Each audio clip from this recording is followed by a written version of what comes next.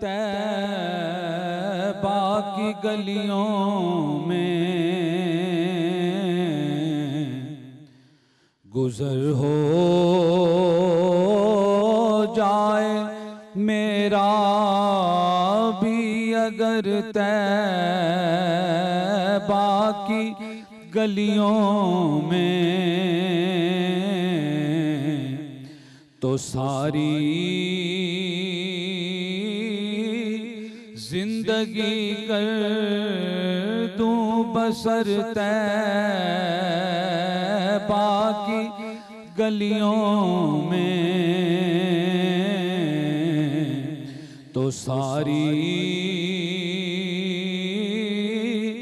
जिंदगी कर दूं बसर तैबा की गलियों में। हवाएं रहमतें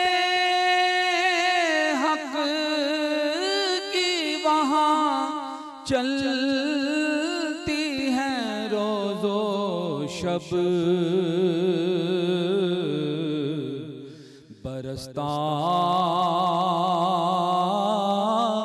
नूर है शामो सहर तैबा की गलियों में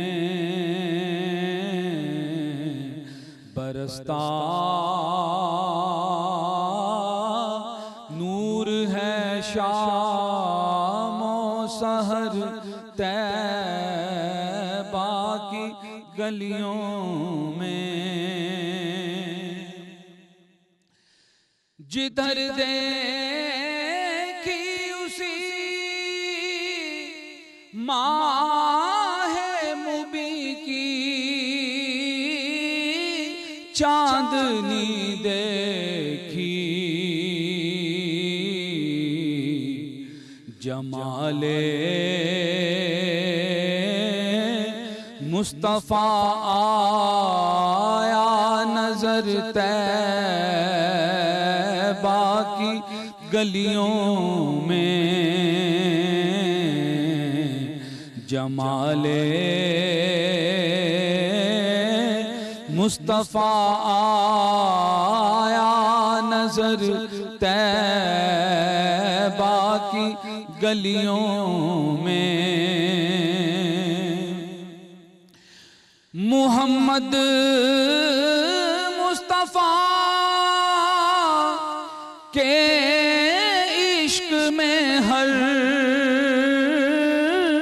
आँख पुरनम है ये देखा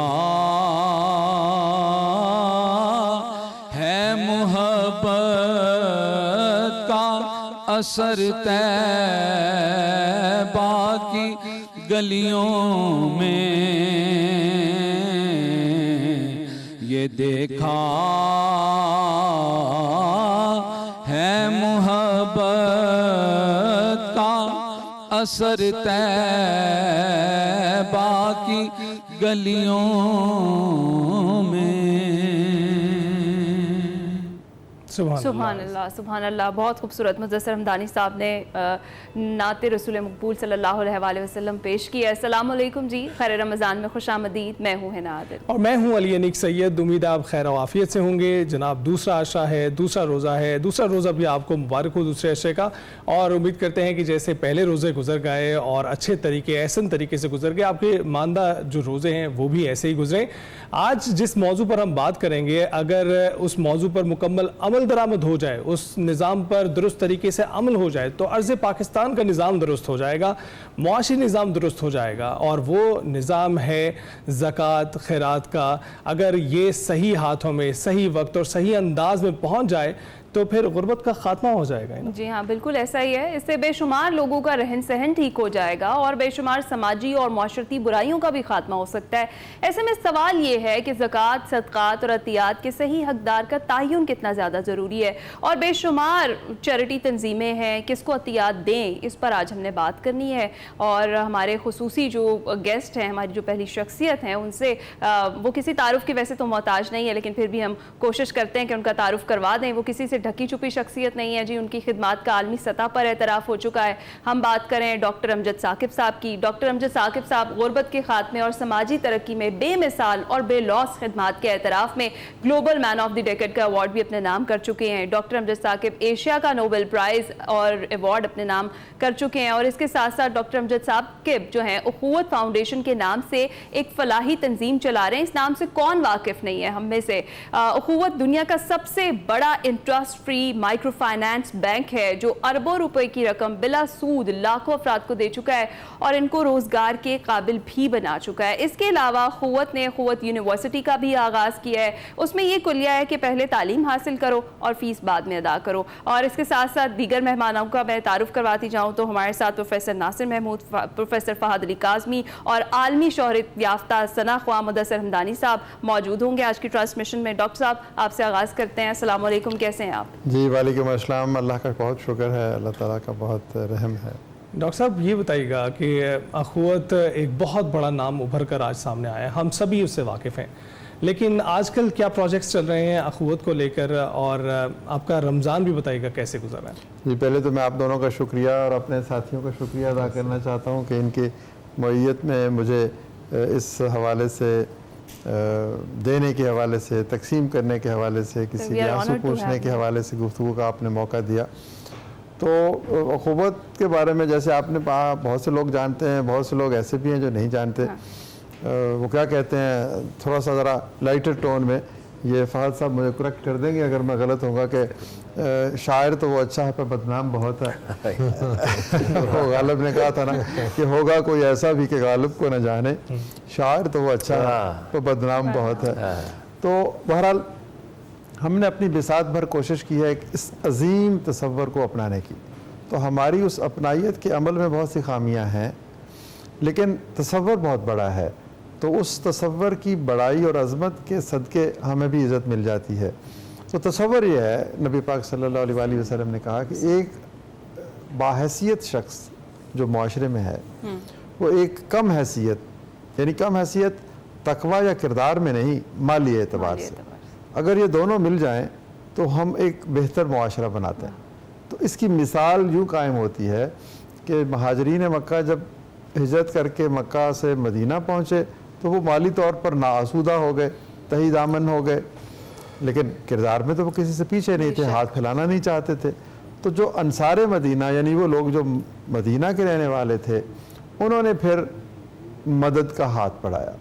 तो ये है वो पैगाम जो अल्लाह के रसूल सल्लल्लाहु अलैहि वसल्लम ने दिया कि एक अंसार एक महाजर, ये भाई भाई बन जाएं। मुवाखात के लफ्ज़ी मानी है भाईचारा। तो उसका नतीजा क्या निकला कि वो सारे के सारे लोग जो लुटे फुटे हुए आए थे वो अरब के कामयाब ताजर बन गए। अब एक फ़लसफ़ा तो मौजूद है, हज़ारहा तो नहीं, सैकड़ों साल से, 1500 साल से, 1400 साल से, लेकिन बात यह है कि हमने इस फ़लसफ़े को पढ़ा, सुना, अप्रिशिएट किया और फिर इसे जिसे कहते हैं ना, ताकि नसियाँ की जीनत में रख दिया, किताबों में छोड़ दिया और उसको अमल नहीं किया। तो अब आप एक लम्हे के लिए सोचें कि अगर उसी जज्बे के तहत आधा पाकिस्तान जो हैव है और आधा पाकिस्तान जो हैव नॉट्स है, इनके दरमियान वो रिश्ता कायम हो जाए तो गुर्बत तो फिर अजायब घर में ही मिलेगी। बिल्कुल सही कह रहे हैं। मतलब, और उसने ये नहीं है कि अपनी आधी दौलत दे देनी, इतना भी हम शायद मोमन नहीं है या ईमान के दर्जे पे नहीं है। उस एक शख्स को या उसके घराने में से एक बच्चे को कहना है कि ये लो भाई थोड़ी सी रकम, जाओ कारोबार करो, या फिर ये कहेंगे ये तुम्हारा बच्चा है, तुम्हारी बच्ची है, आओ, मेरे भी तो 2-4 बच्चे अच्छे स्कूलों में, कॉलेजेस में, यूनिवर्सिटी में पढ़ते हैं, मैं तुम्हें पढ़ा देता हूँ। बस उसकी अमली सूरत यह है कि कर्ज हसन दे के कारोबार करवा दें या उसको तालीम का रास्ता दिखा दें। यूँ आप एक भूली बिसरी सुन्नत का अहिया करेंगे और यूँ इस बाहमी भाईचारे की माहौल में एक खूबसूरत मुआशरा बन जाएगा। हुकूमत तो जो कर रही है वो कर रही है, अपने उन पे। लेकिन मेरी आपकी हम सब की भी तो कुछ इनफरादी जिम्मेदारियां हैं। तो सिर्फ एक मवाख़ात का जज्बा, और ये हम नहीं कहते कि हमारे साथ मिलके करें, हम कहते हैं कि मवाख़ात से जितनी मोहब्बत मुझको है, प्रोफेसर साहब को भी है, फहद साहब को भी है, अपना हमारे हमदानी साहब को भी है, आपको भी है, तो आप अपनी अखुबत क्यों नहीं बना लेते? अरे बिल्कुल ठीक। बस एक बंदे को वो जब वापस करेगा फिर किसी और को, यूँ ये सिलसिला दराज होता जाएगा। हमने भी तो एक खातून से ये मवाक़ात का रिश्ता कायम किया था, और आज 60 लाख घराने माशाल्लाह, जो तकरीबन 3 करोड़ के लगभग अफराद बनते हैं। बहुत खूब। तो ये पहला कदम उठाना ही हाँ, मुश्किल मुश्किल मरहला होता है। उसके बाद फिर तो उसके बाद अल्लाह ताला आपके इखलास को देख बेशक, के, आपकी मेहनत को बेशक। देख के फिर रास्ते खुल जाते हैं। बेशक बेशक, बड़ी खूबसूरत बात आपने किया आगाज़ में ही। गुफ्तगू का सिलसिला यहीं से आगे जोड़ेंगे, एक छोटी सी ब्रेक लेते हैं और उसके बाद वापस आते हैं खैर रमज़ान में।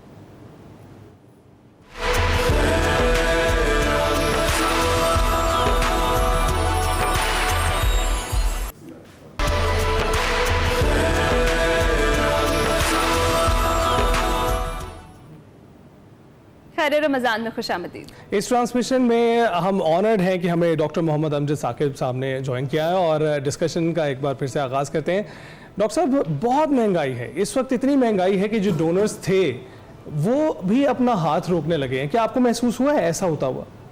देखिए, आपकी इस बात से मैं आधा इख्तलाफ की जरूरत करूँगा। महंगाई तो है लेकिन डोनर्स ने हाथ नहीं रोके। माशाल्लाह, क्या बात। ये हाथ रुक नहीं माशाल्लाह। सकते, खैर का हाथ कभी नहीं रुकता। अरे वाह, आप यकीन कीजिए, रमज़ान के शुरू होने से पहले एक साहब ने मुझे फ़ोन किया और उन्होंने कहा कि मैं कुछ राशन के थैले देना चाहता हूँ। यही महंगाई की वजह से जो मुस्तहिक़ ख़ानदान है तो अख़ुवत पर एतमाद करते हैं कि आप बेहतर लोगों को ढूंढेंगे गली मोहल्लों में जाकर दूर दराज। तो मैंने सोचा कि 200, 400, 500, 1000 थैले होंगे। तो मैंने कहा जी कितने थैले चाहिए आप देना चाहते हैं? तो कहते हैं जी कि वो 5000 का कम से कम थैला होगा। तो मैंने कहा कितने थैले होंगे? कहते जी 30,000 थैले देने में। माशाल्लाह, माशाल्लाह। मतलब मैं आपको ये एक मिसाल दे रहा हूँ, ऐसी बहुत सी मिसालें हैं। तो अब 30,000, अब हुकूमत पंजाब ने भी बहुत से लोगों को, ग़लबन 3 मिलियन लोगों को कुछ दिया है रमज़ान के दौरान, लेकिन लोगों ने ओवर एंड अबव, आप यकीन कीजिए कि जो मैं देखता हूँ ना, मैं वो बता रहा हूँ कि हर घर वाले ने 10, 20, 50 थैले दिए हैं, और बड़ी बड़ी कॉरपोरेशंस ने दिए हैं, बड़े बड़े बैंक्स ने दिए हैं, बड़ी बड़ी जो एंटरप्राइजेस हैं कॉरपोरेट, उन्होंने दिए हैं। अब फिर वैसे यूँ भी आप शहर का चक्कर लगाएं, ख़ास तौर पर कराची की तरफ जाएं आप, तो आपको फुटपाथों पर दस्तरखान बिछे हुए नज़र आते हैं। तो ये अब ये नहीं कहा जा सकता कि हर मुस्तहिक़ शख्स तक हम पहुँचे हैं, लेकिन बहरहाल हमारे माशरे की एक बड़ी ताकत जो है ना, वो उभर के सामने आती है इन दिनों में। तो इसका एक मनफी पहलू ये है कि कुछ प्रोफेशनल जब आते हैं ना, तो फिर वो ज़्यादा ले जाते हैं, एक दफ़ा नहीं, 2 दफ़ा नहीं थी। मैं आपको एक वाक़या भी छोटा सा बताऊं। सैलाब के दिनों में हमने एक बाबा जी को, वो घर के बाहर बैठे हुए थे, तो हमने इसी तरह लोगों के दिए हुए तोहफे पेश कर रहे थे, खाने की चीज़ें। तो एक दफ़ा हमने उनको दे दी। अगले दिन हमारा स्टाफ फिर उस मोहल्ले में गया, तो वो गलती से फिर उनके पास चला गया। तो आप यकीन करेंगे उस बाबा जी की आंखों में आंसू आ गए। उन्होंने कहा कि बेटा मैं तो कल ले लिया था, ये अगले वालों को दो जा। अरे वाह। तो ये भी है, एक तरफ प्रोफेशनल हैं जो और एक तरफ झपटते हैं आप पर, और एक तरफ ऐसे भी सफ़ेद पोश हैं जो कहते हैं नहीं अब मैंने ले लिया हुआ है, तुम किसी और को दे दो। और एक तरफ देने वालों की भी है। तो बहरहाल कमी अगर आप कहेंगे तो मैं ये कहूँगा कि इस कमी को दूर करना भी तो हमारा ही फ़र्ज़ है। जितना देंगे उतना ही लौट के आएगा। ये फहद साहब दोहराते होते हैं इस बात को अक्सर कि मौलाना रूम ने जो वो बात कही कि मैंने सारी ज़िंदगी में उस शख्स को ढूंढा जो अल्लाह की राह में देता हो और गरीब हो गया हो। तो कहते हैं नहीं मिला। तो देना कि आपकी इस बात से मैं समझता हूँ कि ताकीद मज़ीद होगी कि दें और दें और दें, जितना देंगे उतना ही इस मुआशरे पे बरकतें होंगी। वाह सुभान अल्लाह। नासिर साहब क्या कहेंगे, ख़ास तौर पे रमज़ान के इस बाबरकत महीने में भी, और वैसे सदक़ात व अतियात की तो वैसे ही बड़ी ज़्यादा इंपॉर्टेंस है, कर्ज़ हसना की क्या अहमियत है, क्या बात करेंगे आज? बिस्मिल्लाह वल्हम्दुलिल्लाह वस्सलातु वस्सलामु अला रसूलिल्लाह व अला आलिहि व सहबिहि व मन तबिअहु व मन वाला। सच्ची बात यह है, मेरा तो ये ख्याल था डॉक्टर अमजद साकिब साहब के होते हुए हमारी बातों की कोई गुंजाइश बनती नहीं है। हम बातें करते हैं, इन्होंने करके दिखाया। बेशक। यानी ये सिर्फ अल्फाज हैं जो हम बोलते हैं, अल्लाह ताला जितनी तौफीक देता है अपने लेवल पर करने की कोशिश करते हैं, लेकिन जो इन्होंने कर दिया ना, कोई मिसाल नहीं उसकी। और जब इन्होंने अपनी सरकारी जॉब छोड़ के जिस वक्त इतने बड़े ओहदे से इस काम में पड़े, तो लोग समझते थे कि ये बेवकूफ़ी है, पता नहीं ये नौजवान क्या करेगा, क्यों ऐसे कर रहा है। अच्छे भले लोग हैं ना, हमारे जस्टिस रिटायर्ड नज़ीर अहमद गाजी साहब हैं, वो कहते हैं मैं खुद नाराज़ हुआ, ये क्या हुआ, ये क्या कर दिया, लेकिन कहते हैं कमाल हो गया, इन्होंने वो काम किया अल्हम्दुलिल्लाह। यानी दुनिया देख सकती है कि कोई इंडिविजुअल किस लेवल तक मुआशरे के लिए रहमत साबित हो सकता है, ये उसकी इंतहा है। और अभी तक तो अल्हम्दुलिल्लाह अपनी सेहत के साथ काम कर रहे हैं। हमारी दुआएं डॉक्टर साहब आपके साथ हैं, हमारी हर तरह की खिदमत आपके साथ हैं। इंशाअल्लाह वक्त आएगा कि दुनिया देखेगी कि मुआशरे से गुर्बत, पावर्टी को एलिमिनेट करने के लिए जो लोग काम करते हैं, अल्लाह ताला उनकी किस तरह मदद करते हैं। और ये जो इन्होंने आगाज़ में बात की ना कि दो लोग मिल जाएं, एक हैव्स और हैव नॉट्स, रसूलुल्लाह सल्लल्लाहु अलैहि वसल्लम का ज़ाती तस्वर है। और सिर्फ मुआख़ात मदीना में नहीं, मेरे आका ने मुख्तलिफ मकामात पर डॉक्टर साहब इसकी रिहर्सल जारी रखी। एक दफ़ा एक आका अलैहिस्सलाम एक गज़वा से वापस आ रहे थे, तो रास्ते में वापसी पर हुज़ूर अलैहिस्सलाम ने इरशाद फरमाया, मन काना इंदहु राहिलतु फदलिन फलयरुद अला मन ला राहिलत लहू। कुछ लोग थे जिनके पास सवारी थी, कुछ थे जिनके पास नहीं। फरमाया जिसके पास सवारी ज़्यादा है वो लौटा दे उसे जिसके पास सवारी नहीं है। मन काना इंदहु ताम फदलिन फलयरुद अला मन ला ताम लहू। जिसके पास खाना ज़्यादा है वो लौटाए उस शख्स को जिसके पास खाना नहीं है। अब ये जो अल्फाज है ना, लौटा दे, ये हमारे बजट की बुनियाद है, हमारे बजट की कुंजी है। मुल्क में भी, इनफरादी तौर पर भी, इज्तिमाई सतह पर भी। लौटाना क्या होता है? आका अलैहिस्सलाम ने ये नहीं फरमाया जिसके पास ज़्यादा है वो उसे दे दे जिसके पास कम है, यूँ नहीं फरमाया। फरमाया लौटाए। माना क्या हुआ? अगर तुम्हारे पास माल मता ज़्यादा आ गया और कुछ लोगों के पास नहीं है, तो इसका लाजमी मतलब ये है कि दौलत की गैर मुनसिफाना तकसीम की वजह से किसी शख्स का माल तुम्हारे हाथों में आ चुका हुआ है। वफ़ी अम्वालिहिम हक़्क़ुन लिस्साइल वल महरूम। तुम्हारे माल में उनका हक है, वो उनका हक जब हक देते हैं तो वो देते नहीं, वो लौटाते हैं। फरमाया ये माल उनका था, तुम्हारे पास आ गया, उनको वापस कर दो। तो हम जब गुरबा को, मसाकीन को कुछ पेश करते हैं तो ये लौटाते हैं, उनका हिस्सा उनको लौटाते हैं, और लौटाने में जल्दी करनी चाहिए। बिल्कुल जल्दी करनी चाहिए। तो फहद आप बताइएगा, डॉक्टर साहब ने 2 बार कन्वर्सेशन में आपको मेंशन किया और आखिरी बार में उन्होंने ये कहा है कि ये जो लौटाने की मिसाल है कि अगर आप देंगे, दौलत तकसीम करेंगे, दौलत बांटेंगे तो वो लौट कर वापस आएगी। ज़रा इस पर रोशनी डालें।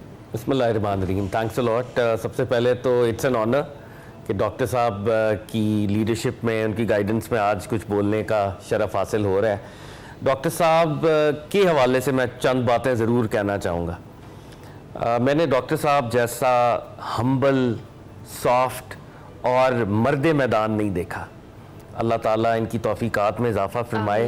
बहुत साल पहले मैं इनको उस वक्त बाज़ाब्ता तौर पर जानता नहीं था। मेरा कुछ शौक़ है, मैं कुछ रिलीजियस पिलग्रिमेज कह लें या स्पिरिचुअल टूरिज़म हल्की हल्की करता रहता हूँ। मुझे याद है हज़रत बाबा शाह जमाल रहमतुल्लाह अलैह की दरगाह है लाहौर में, तो मैं फातिहा पढ़ने वैसे ही अपने शौक़ में जा रहा था वहाँ पे। तो उस दरगाह के कंपाउंड के अंदर एक जगह पे अखुवत लिखा हुआ था, और मैंने कहा ये क्या है, वैसे लोगों से पूछा, उन्होंने कहा जी है लोग इतने ना कोई कर्जा दे देने, कुछ इस तरह की बात। मुझे मैं अंदर गया तो एक नूरानी चेहरा ज़मीन पे बैठे हुए थे और लोग वहाँ पे जमा है, और उनसे 1 to 1 बड़ी मिलनसारी के साथ बात का। I did not know him at all at that point in time.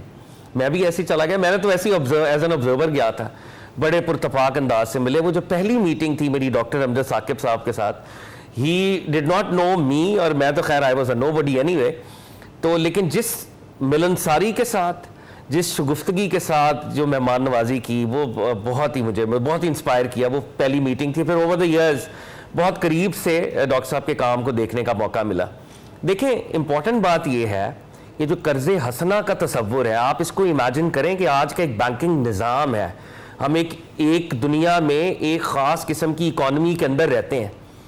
उसके अंदर ये कहना कि मैं और आपके एक्सपेंसेस होंगे, जब आप एक इंस्टीट्यूट बनाएंगे आपके एक्सपेंसेस होंगे। आप ग्लोबल मार्केट के साथ भी जुड़े हुए हैं, आप लोकल मार्केट के साथ भी जुड़े हुए हैं, आपके एक्सपेंसेस हैं वो भी आपने पूरे करने हैं, आपके एम्प्लॉइज हैं, आपने उनको तनख्वाहें भी देनी है। जब ये पूरा इंस्टीट्यूट बनेगा और आप कह रहे हैं कि मैं कर्जे हंसना दे रहा हूं, और ऊपर आपके इन्फ्लेशनरी प्रेशर्स हैं, डिवैल्यूएशन ऑफ करेंसी है, इतने प्रेशर्स हैं जो इकोनॉमिक्स समझते हैं, फाइनेंस समझते हैं, वो शायद बेहतर अप्रिशिएट करें। तो एक फर्द कह रहा है कि मैं कर्जे हंसना दूंगा, और फिर आपको पता है पाकिस्तान जैसे माशरे में बहरहाल जहां बहुत अच्छे लोग हैं, गालिब अक्सरियत अच्छे लोगों की है, ये भी एक मसला है कि आप कर्जा दें और वहां पर कोलैटरल ना हो और आपका कर्जा जो है वो बैड डेट के अंदर कन्वर्ट हो जाए तो वो आपको वापस ही ना मिले। तो ये वाइबिलिटी के, सस्टेनेबिलिटी के बड़े जेन्युइन इश्यूज हैं। डॉक्टर साहब ने और डॉक्टर साहब की टीम ने वो जो अखुवत का, कर्जे हसन का एक एब्स्ट्रैक्ट आइडिया था ना, हमसे हमारे सेकुलर दोस्त कहते हैं कि यार ये दीन की बातें जो होती हैं ये तो एब्स्ट्रैक्ट हैं, इम्प्लीमेंट हुई ना हुई, ये आप एक यूटोपिया बताते रहते हैं, हमें इम्प्लीमेंट तो करके दिखाएं। तो बहुत आजी के साथ डॉक्टर साहब ने कहा है कि एक सरकार दो आलम की भोली बसरी सुन्नत को जिंदा करने का शरफ हासिल हुआ। असल में मुझे लगता है कि बहुत बड़ा काम किया है डॉक्टर साहब और सरकार दो आलम सल्लल्लाहु अलैहि वसल्लम और आका यकीनन रोजे महशर डॉक्टर साहब और इनकी टीम से बहुत राजी होंगे। नामुमकिन को मुमकिन कर दिया। एब्सोल्युटली। और देखिए मैं फिर वो बैड स्पिरिट के अंदर ये कंपैरिजन नहीं करना चाहता, लेकिन वैसे बताने के लिए बांग्लादेश के अंदर जो डॉक्टर साहब ने, डॉक्टर यूनुस साहब ने, बड़ा काम है, हम उसको भी एक्नॉलेज करते हैं, लेकिन अगर आप उस मॉडल को कंपेयर करें अखुवत के मॉडल के साथ, तो डॉक्टर साहब शायद मुझे करेक्ट भी करें, 40% शायद वो इंटरेस्ट के ऊपर देते हैं, यानी वो इस दर्जे का, क्योंकि वो एक्सपेंसेस और वो जो भी वाइबिलिटी कैलकुलेट करते हैं, दुनिया ने उनको नोबेल पीस प्राइज दिया। ये फर्द अरबों रुपए दे चुके हैं, इनका इदारा दे चुका है, और एक पाई उसके ऊपर सूद नहीं है। उसी एनवायरनमेंट के अंदर पेपर करेंसी का, डिवैल्यूएशन ऑफ करेंसी, डॉलर के चेंजेस, इन्फ्लेशन और कर्जे हसन, तो ये तो वाकई मुझे लगता है सरकारें तो देखें, हमारे यहाँ सूफिया की रवायत में हर मोजिजा, हर करामत वो नबियों की होती है जो कि बाद में ज़हूर हो रही होती है, उम्मतियों से भी उसका ज़हूर होता है, तो पीछे जो फ्यूल है वो वही है। तो ये सरकार दो आलम सल्लल्लाहु अलैहि वसल्लम के पैगाम का मोजिजा है कि आज अखुवत जो है, और फिर अखुवत यूनिवर्सिटी एक और शानदार का fountain house, and on top of it बहुत से लोग, हम अक्सर ये भी बाद में क्विकली करना चाहूंगा, हम मोटिवेशन सीख करते हैं, और मेरी तरह के जो, मैं तो अपने आप को ही कहूंगा, हम जो होते हैं ना fake motivational speakers, we can only talk, we do the talk and there is nothing tangible to back our quotations. Doctor साहब लिटरली मीन्स बिजनेस, इन्होंने करके दिखाया और ये खामोश है। इनकी अगर कोई किताबें पढ़ ले, अखुवत की कहानी, 4 लोग, और एक इनका और बड़ा शौक है कि जो एंटरप्रेन्योर्स थे पाकिस्तान के, उनके अंदर क्या ऐसी हैबिट्स थी, यानी इंडिजिनस बिजनेस लिटरेचर भी डेवलप किया है इंस्पायर करने के लिए कामयाब लोग। ये किताबें मैं कहता हूं हर फर्द को पढ़नी चाहिए पाकिस्तान में, आपको ट्रूली आप इंस्पायर होंगे कि यार ऐसे ऐसे मामलात हैं पाकिस्तान के अंदर, ऐसे ऐसे किरदार हैं। अल्लाह ताला डॉक्टर साहब को उम्र खिज़र इनायत फरमाए, इनका साया तादेर बाकी रहे, और ये शानदार काम कर रहे हैं, अल्लाह ताला इनसे और भी खैर के बहुत से काम करवाए इंशाल्लाह। आमीन, इंशाल्लाह इंशाल्लाह। इंतहाई खूबसूरत हमारी गुफ्तगू चल रही है, और ख़ासतौर पे अखुवत के बारे में जब बात हो, डॉक्टर अमजद साकिब साहब के बारे में बात हो, तो शानदार ही हुआ करती है। हम ब्रेक पर जाते हैं जी, कुछ ही देर में वापस आते हैं।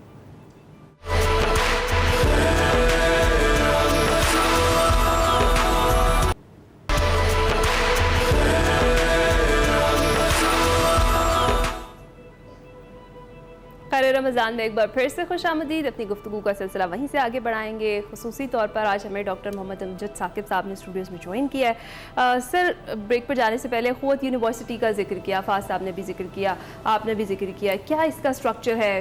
पहले पढ़ाई और फिर फीस बाद में, और एक और जो बड़ी काबिल ज़िक्र चीज़ है इस यूनिवर्सिटी की, जो ऑनेस्टी शॉप है, या फिर आप कह सकते हैं शॉप विदाउट शॉपकीपर, ये क्या कॉन्सेप्ट है, ज़रा ये तो बताएं। देखिए, बुनियादी तस्वर तो यही है ना जी कि मेरा बच्चा पढ़ जाएगा, आप तो माशाल्लाह भी खुद नौजवान है, तो हर शख्स का बच्चा जो साहब हैसियत है पढ़ जाएगा, लेकिन उस माँ का बच्चा कब पढ़ेगा जिसके पास पढ़ाने की फ़ीस नहीं।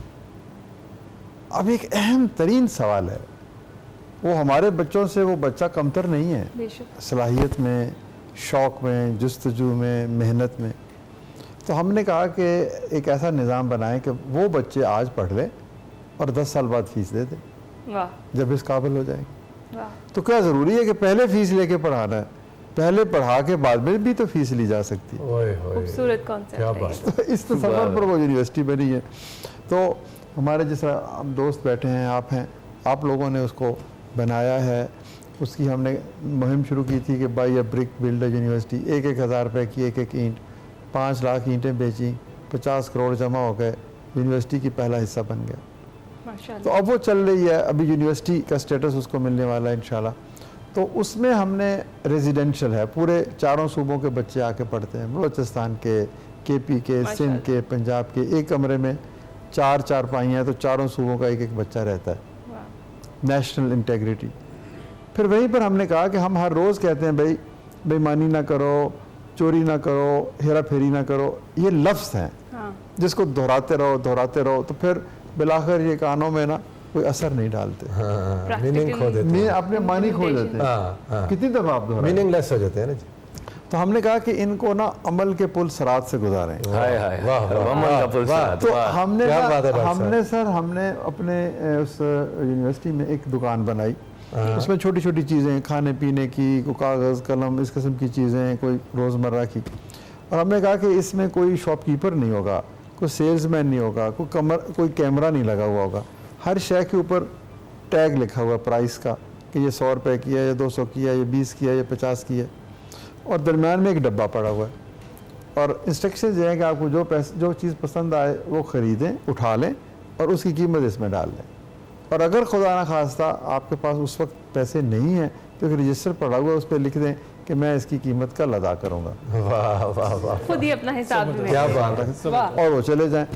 आप यकीन करें कि शाम को जब हिसाब होता है ना तो 100 की चीज़ें बिकती हैं ना तो 90 नहीं निकलते, 110 निकलते हैं। अरे क्या वाह बात है, खूबसूरत। अच्छा, अब आप ये देखिए कि वो एक हजरत अगर यूनिवर्सिटी में या कॉलेज में या दरसगाह में ये एक ऐसी दुकान हो और बच्चा रोज़ वहाँ से गुजर रहा हो और इर्द-गिर्द कोई भी ना देख रहा हो, तो 2 साल अगर वो खुद पे जबर करे या खुद को डिसिप्लिन में Habitual रखते हो हुए उसको चीज़ें ना उठाए तो फिर उसकी आदत बन जाएगी, वाह वाह वाह अरे वाह वाह। वाह, फिर वो कहीं से भी नहीं उठाएगा।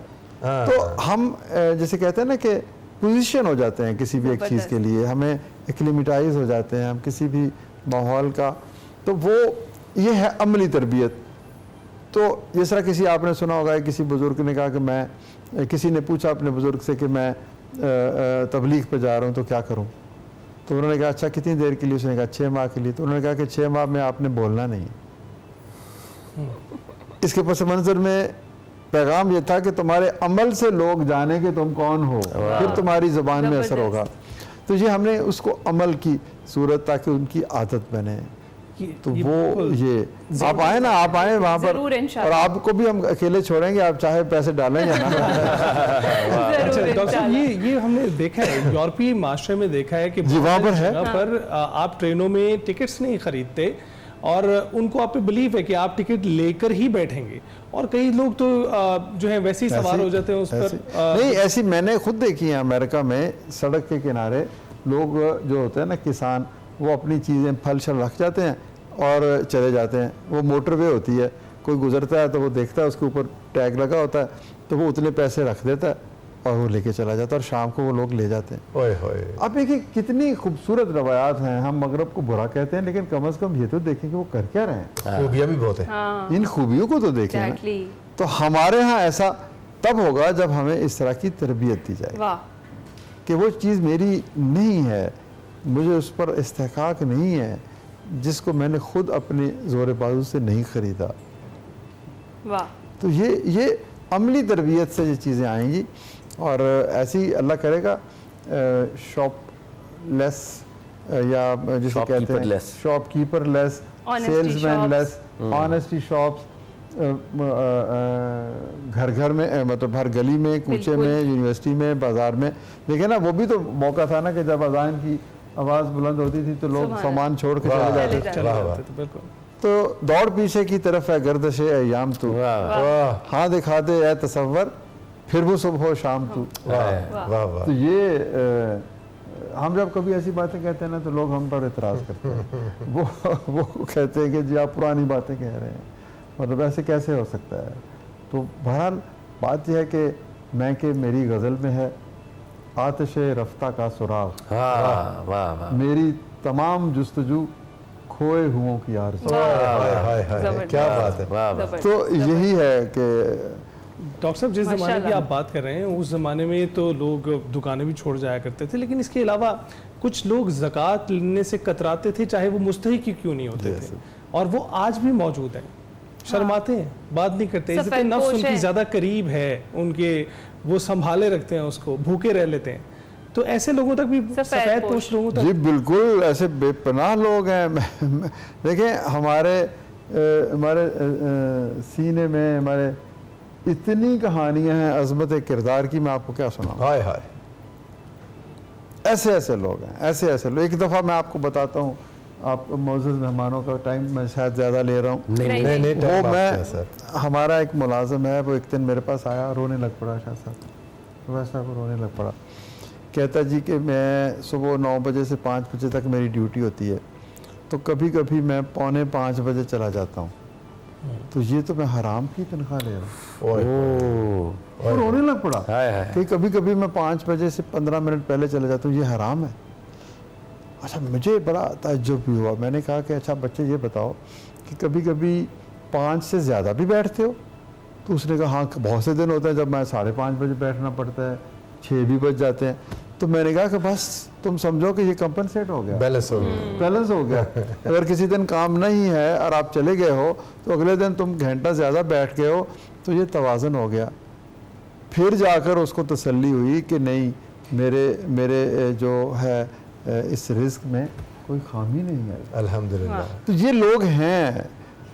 हमारी सर देखिए, एक छोटी सी और मिसाल मैं देता हूँ कि एक मक्खी जो है ना वो हमेशा गंदगी पे बैठेगी, और शहद की मक्खी जो है वो हमेशा गुलाब पे बैठेगी। फूल पे बैठे, वाह, हमें देखना तो चाहिए ना, Exactly. हम कहाँ देखते हैं, अच्छा ही ढूंढते ही नहीं। हम अच्छाई ढूंढते हैं। हाँ, हम ब्रेकिंग न्यूज़ की तलाश में कोई बुराई बुराई। ऐसी चीज़ें ढूंढते हैं जो जिससे सनसनी पैदा हो।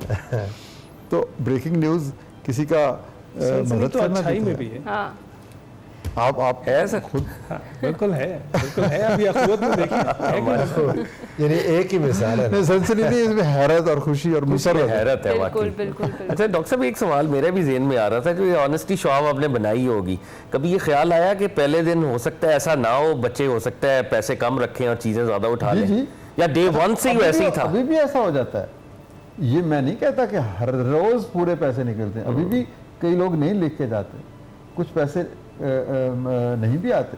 लेकिन बात यह है कि यानी जैसा मंथली बेसिस पे आपको लगता है ब्रेक इवन करती है ब्रेक शॉप? इवन करती है, बट हमारा स्टाफ बात घबरा के कहता सर अगर ये पूरे ना हुए तो फिर क्या। मैंने कहा जो ले जाता है ना पैसे दिए बगैर, उसको भी ले जाने दो, एक दिन उसका ज़मीर उसको जरूर बताएगा कि तुमने ये गलती की। वाह, मतलब मुसलसल एक अमल है ना, नेकी मुसलसल तत्हीर एक का अमल अमल है, क्लेंजिंग। कहते हैं ना कि treatment for the ills of democracy is more democracy. मतलब और दें उसको, एम्पावरमेंट का प्रोसेस जो है ना वो और ताकत दें उसको, और उसको अमल की भट्टी से गुजारें। वो यकीनन, क्योंकि फितरत ने इंसान को नेकी पे पैदा किया, वो लौट के आएगा वापस। अरे वाह, वाह वाह, वाह वाह। तो चले 100 में से 90 बच्चे ही अगर ये तरीका सलीका सीख के चले जाएंगे तो क्या ये कम? नहीं माशाल्लाह, मैं तो हैरान ही हो रहा हूँ ये सुन के। मैं तो और एक ये बात बाकी साहब- छोटी छोटी चीजें जिनकी तालीम या जिनकी तरबियत प्रैक्टिकली चाहिए। बच्चों को शुरू से ही दें तो कितना ज़्यादा इंपॉर्टेंट। जिस तरह डॉक्टर साहब ने कहा है प्रोफेसर साहब कि अगर वो 90 दिन लेकर भी जाता है तो एक दिन उसको पता चलेगा कि मुझे देने हैं वापस, और वो रिटर्न डेफिनेटली करेगा जब उसको उसकी आदत हो जाएगी। अच्छा, मैं अब डॉक्टर साहब के पास इंशाल्लाह ईद के बाद मैं शाह जी के साथ जाऊंगा, अल्लाह करे। आपको जाना मुझे इंशाल्लाह। मुझे एक डर लगता है कि किसी की हैबिट गलत ना हो जाए, कोई इस चीज़ से उस एक्चुअल चोर ना बन जाए, अल्लाह ना करे।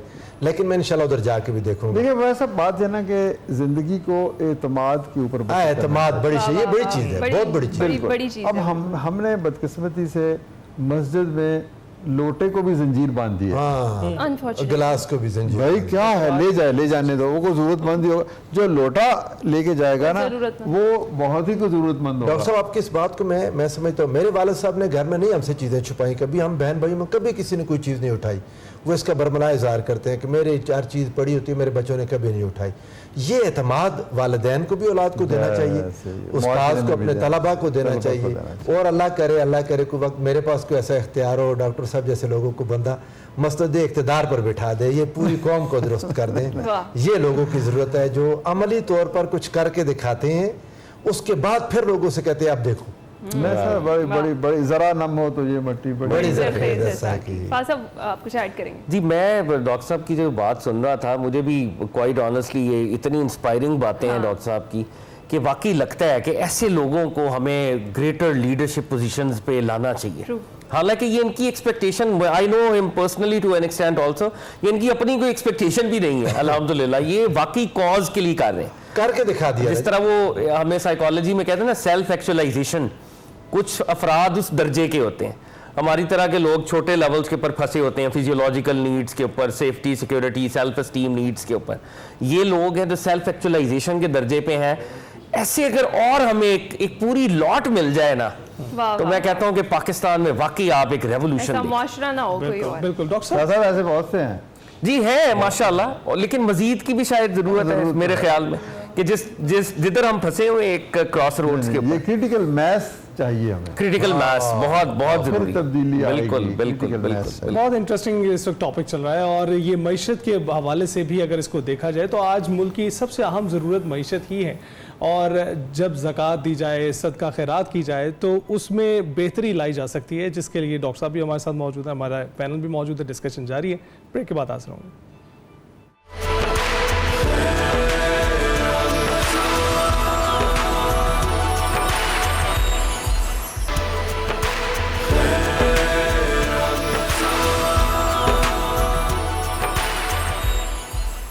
खैर रमज़ान में खुश आमदीद। और अब चलते हैं जरा अपने किचन में और देखते हैं कि शेफ मारवी आज हमारे लिए क्या बना रही है। Over to you Marvi. Welcome to my kitchen segment. और आज भी मैं लाई हूँ आपके लिए बहुत ही मज़ेदार सी रेसिपीज़, और हमारे साथ तावन किया है डालडा कुकिंग ऑयल ने। 80 इयर्स से माओ का भरोसा डालडा कुकिंग ऑयल को बनाता है एक ट्रस्टेड ब्रांड। तो आज जो मैं रेसिपी आपके लिए लाई हूँ वो भी बहुत ही मज़ेदार, यूनिक और इजी बनने वाली है, बट सबकी बहुत ही ज़्यादा फेवरेट है। आज मैं आपको बनाना सिखाऊंगी पिज़्ज़ा फ्राइज़, जो कि बच्चों और बड़ों सबकी बहुत ही ज़्यादा फेवरेट है।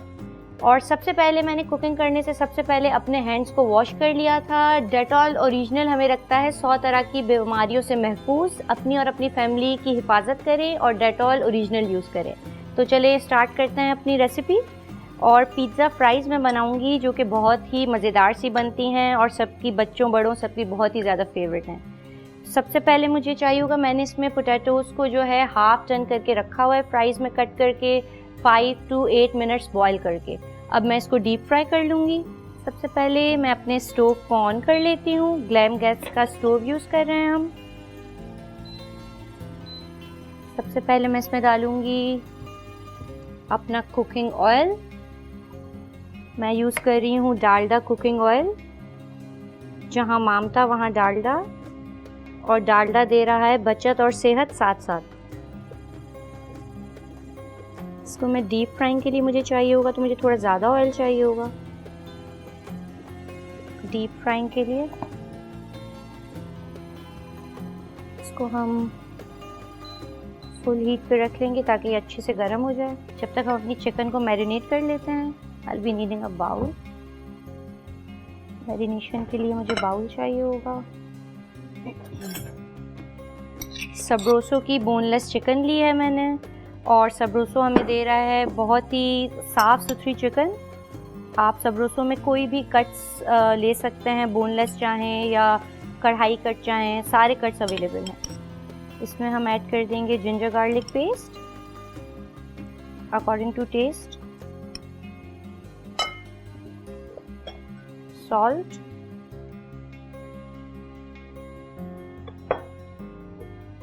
क्रश्ड चिलीज़, थोड़ी सी मैं इसमें डाल दूँगी, थोड़ी सी मैं गार्निशिंग के लिए रख दूँगी। एंड इसमें मैं डालूँगी तिक्का मसाला। आप किसी भी ब्रांड का तिक्का मसाला ले सकते हैं, क्योंकि हम इसमें थोड़ा सा तिक्का फ्लेवर दे रहे हैं चिकन में अपनी। एंड इसमें मैं डालूँगी yoghurt, half cup of yoghurt. अगर आप 1 kg चिकन का बना रहे हैं तो आप फुल कप ले लेंगे। हम अच्छा सा मिक्स कर देंगे। आइडियली इसको हम मैरिनेट करने के 1-2 घंटे तक रखेंगे, उसके बाद बनाएंगे, बट मैं अभी आपको फ्राई करके बना के दिखा दूँगी। बट अगर आपके पास टाइम होगा तो आप इसको पहले से मैरिनेट करके रख सकते हैं। तब हम चेक कर लेते हैं, अगर हमारा ऑयल गर्म हो गया है तो हम इसमें फ्राइज़ को ऐड कर देंगे।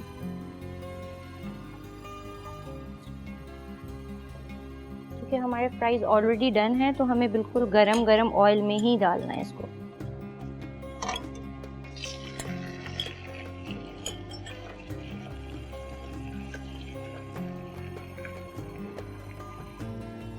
अब ये आराम से हमारे 4 to 5 मिनट्स में हो जाएंगे।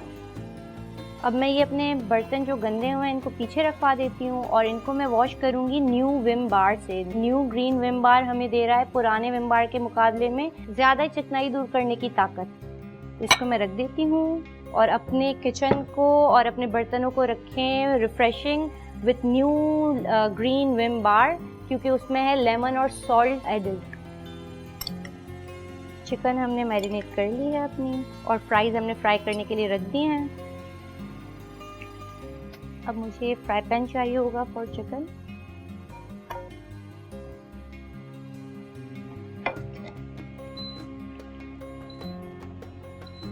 इसमें मैं ऑयल ले लूँगी।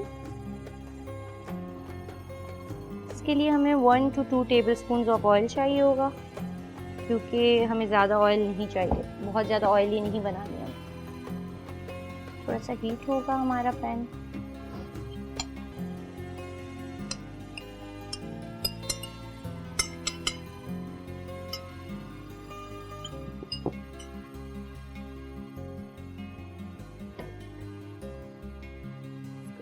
अच्छा सा मैं जो फ्लेवर हमने इसमें दिया है बहुत ही मज़ेदार सा फ्लेवर आएगा विथ टिक्का फ्लेवर।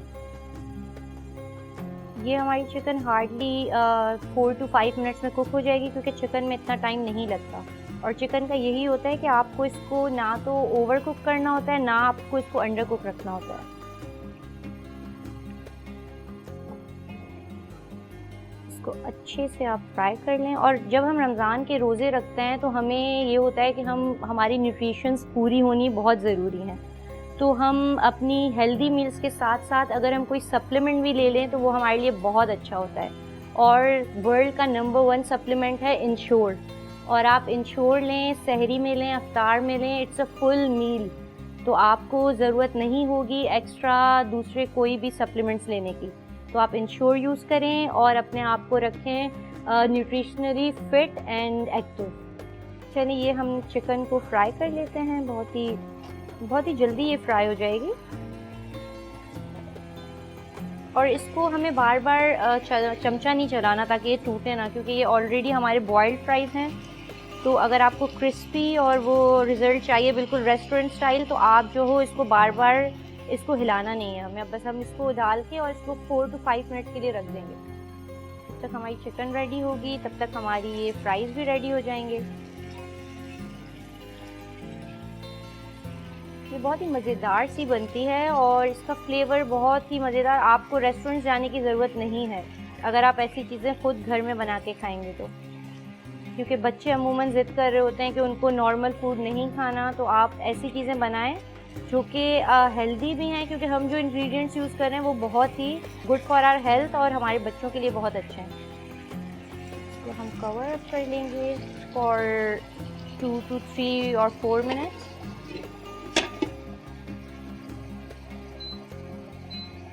इसके साथ मैं बहुत ही मज़ेदार सी एक ड्रिंक भी बनाना आपको सिखाऊंगी, जो कि है मिंट मार्गरीटा, जो कि मैं बनाऊंगी 7 अप के साथ। वो भी बहुत ही मज़े की बनेगी और बहुत ही फेमस और मज़ेदार सी ड्रिंक होती है वो। ये जब दोनों चीज़ें रेडी हो जाएंगी तो फिर मैं इनकी टॉपिंग कर दूंगी, लेयरिंग एंड असेंबलिंग कर लूँगी with mozzarella cheese, cheddar cheese, jalapenos and olives और पिज़्ज़ा सॉस और चिली फ्लेक्स जो मैंने रखे हुए हैं। और आप अपने पसंद की वेजिटेबल्स डाल सकते हैं। मैं इसमें onion, tomato and capsicums use कर रही हूँ। चिकन को चेक कर लूँगी मैं, चिकन को चेक कर लूँगी ताकि ये ड्राई हो जाए। इसका अपना पानी ड्राई होगा, उसी में ये रेडी हो जाएगी। इसको हम ड्राई होने तक पका लेंगे। और वैसे भी सबरोसो का चिकन इतना टाइम नहीं लेता, वो बहुत ही जल्दी, क्योंकि वो बहुत ही फ्रेश होता है, वो बहुत ही जल्दी टेंडर हो जाता है। तो आज मैंने इसमें सबरोसो का चिकन ही यूज़ किया है, बोनलेस और हांडी कट और बोनलेस। चिकन हमारी ऑलमोस्ट रेडी होने वाली है। ये इसमें हार्डली 5 to 10 मिनट्स लगते हैं तो फुल रेडी होने में।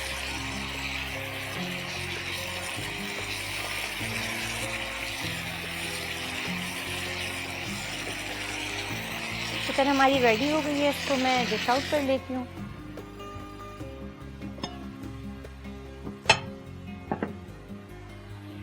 इसको मैं इसमें निकाल लेती हूँ। जब तक फ्राइज़ हमारे रेडी होंगे फिर हम इसकी असेंबलिंग करके इसको ओवन में रखेंगे।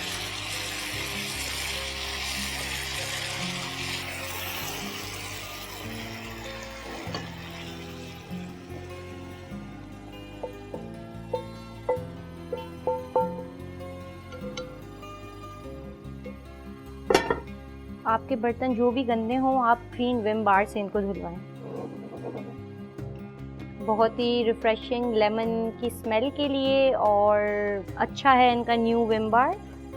चिकनाई को दूर करता है और पुराने विम बार से बहुत ही ज़्यादा इफ़ेक्टिव है।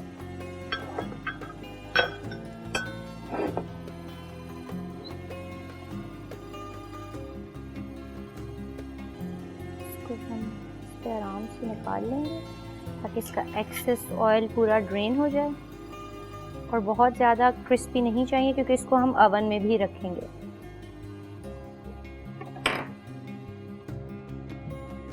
अब आएगा सबसे मज़ेदार, मेरा फेवरेट पार्ट, असेंबलिंग का। अब मैं कर लूँगी इसको असेंबल सबसे नीचे।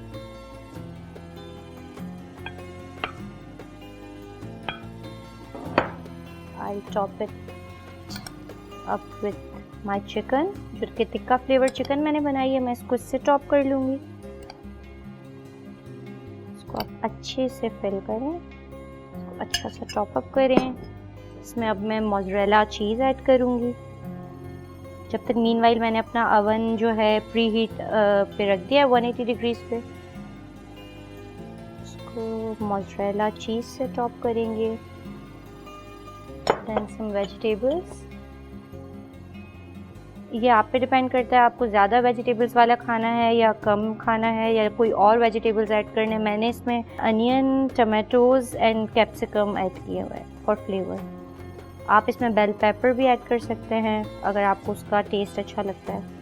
अब मैं इसमें ऐड करूँगी माय फेवरेट एलेपिनोस। इससे बहुत मज़ेदार सा टेस्ट आता है इसका। Olives, I'll chop it up with olives. Olives आपकी हेल्थ के लिए भी बहुत अच्छे हैं। अगेन फ्राइज, 2 लेयर्स देंगे हम इसके।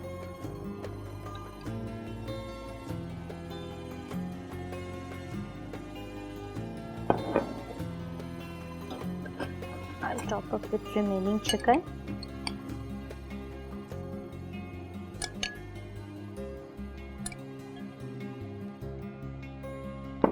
इसमें मैं पिज़्ज़ा सॉस ऐड कर दूंगी इसको। I'll load it up with pizza sauce.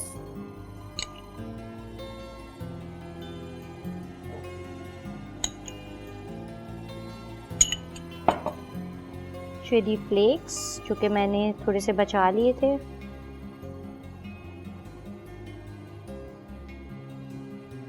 Again mozzarella.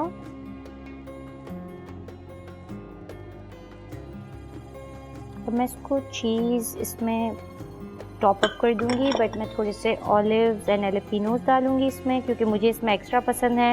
आपकी मर्ज़ी है, जितनी चीज़ें आपको पसंद हो आप उस हिसाब से इसमें डालें। I like it fully stuff, तो मैं इसमें ज़्यादा चीज़ें डालती हूँ। ऑलिव्स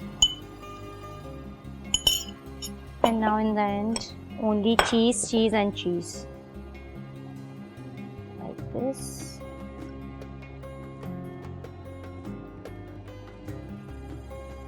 अब मैं इसको ओवन में रख देती हूँ, जो कि मैंने प्री हीट किया हुआ है 180 डिग्रीज पे। मैं इसको ओवन में रख देती हूँ। ग्लैम गैस का हमारा ओवन है। इसको मैं ओवन में रख दूँगी जब तक ये चीज़ मेल्ट नहीं होगी, क्योंकि सारी चीज़ें ऑलरेडी कुक्ड हैं। तो just we have to wait for maybe 5 minutes. जब तक ये बेक होगा ओवन में, इसको हार्डली 5 to 8 मिनट्स में ये हो जाएगा रेड। जब तक मैं अपनी मज़ेदार सी ड्रिंक बना लेती हूँ, मिंट मार्गरीटा विद 7 अप। तो चलें उसके इंग्रेडिएंट्स ले आते हैं हम।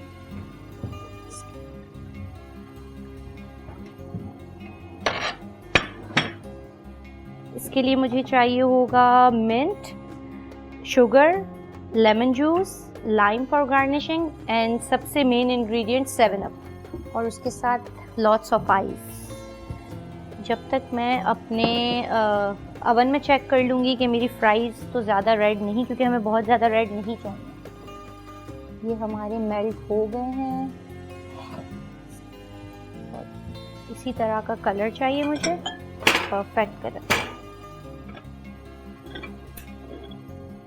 फ्राइज़ हमारे रेडी हो गए हैं। जब तक मैं अपनी ड्रिंक बना लेती हूँ, मज़ेदार सी मिंट मार्गरीटा। इसमें मैं ले लूँगी मिंट, बहुत सारा मिंट, बहुत सारी आइस। आप क्रश ले लें, क्यूब्स ले लें, डिपेंड्स कि आपके पास क्या अवेलेबल है। आप इसमें शुगर लेंगे, 1 टेबलस्पून, लेमन जूस एंड सबसे मेन इंग्रेडिएंट 7 अप। 7 अप से आप बहुत ही मज़ेदार से ड्रिंक्स बना सकते हैं और रोज़े में रहें पूरा दिन फ्रेश। ये बहुत ही फेवरेट ड्रिंक है मेरी, और आप पूरा दिन बहुत ही रिफ़्रेश फील करते हैं अगर ये ड्रिंक लेते हैं। तो इसमें हम डालेंगे, अगर हमें ज़रूरत होगी तो हम और 7 अप डाल देंगे।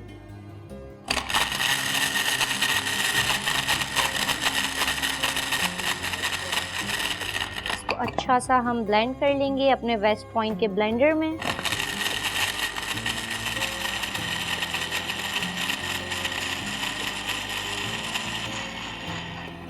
ये हमारा mint margarita with 7 up ready है। और 7 अप की ड्रिंक्स वैसे भी आपको पूरा दिन रखती हैं बहुत ही ज़्यादा फ्रेश। मुझे तो बहुत पसंद है 7 अप के साथ कोई भी ड्रिंक बनाना। तो ये मेरी मिंट मार्गरीटा रेडी है। मैं इसको डिश आउट कर लूँगी अब ग्लासेस में। हमारा बहुत ही मज़ेदार सा मिंट मार्गरीटा रेडी है। Smells so yum, look at the colour, कितना मज़ेदार सा एंड रिफ्रेशिंग सा ड्रिंक है हमारा ये। बहुत ही मज़ेदार सा मिंट मार्गरीटा विथ 7 अप मेरा रेडी है। बहुत ही मज़ेदार सी लोडेड फ्राइज़ हमने बनाई है चिकन टिक्का फ्लेवर के साथ, और mint margarita with my one and only favourite 7 up. आप भी इंजॉय करें, खुद खाएं, अपनी फैमिली को खिलाएं, और do give me your feedback. Till then take care, अल्लाह हाफ़िज़।